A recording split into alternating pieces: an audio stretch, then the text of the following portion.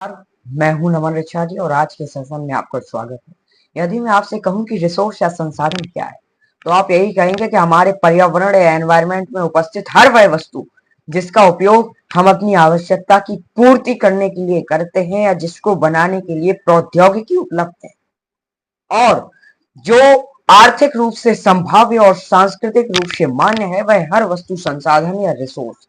ये बात तो ठीक है। बस आज का सेशन इसी पर बेस्ड है। आज हम आपको संसाधन और विकास से रिलेटेड कुछ ऐसे टॉपिक्स बताएंगे जो हमारे प्रीवियस ईयर क्वेश्चन में हमसे पूछे गए।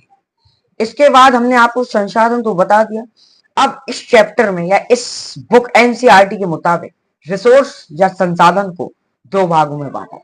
पहला तो जैव संसाधन और दूसरा अजैव संसाधन। जैव संसाधन यानी कि बायोलॉजिकल रिसोर्स और अजैव संसाधन का मतलब होता है ए बायोटिक रिसोर्स। अब हम आपको बताते हैं कि जैव संसाधन क्या है। साथियों, ये बात तो आप जानते हैं। जैव संसाधन वे सभी रिसोर्स होते हैं जिनकी प्राप्ति जैव मंडल से होती है और जिनमें हमारा जीवन व्याप्त होता है, उसे हम जैव संसाधन कहते हैं। उदाहरण के लिए यदि हम एग्जाम्पल के तौर पर आपको दिखाएं तो जैसे कि मनुष्य हुआ, ह्यूमन हुआ, वनस्पति जात हुआ, प्राणी जात हुआ, मत्स्य जीवन हुआ, पशुधन हुआ, ये सभी के सभी जैव संसाधन के अंतर्गत आते हैं और ये सब के सब जैव संसाधन या बायोलॉजिकल रिसोर्स के एग्जाम्पल।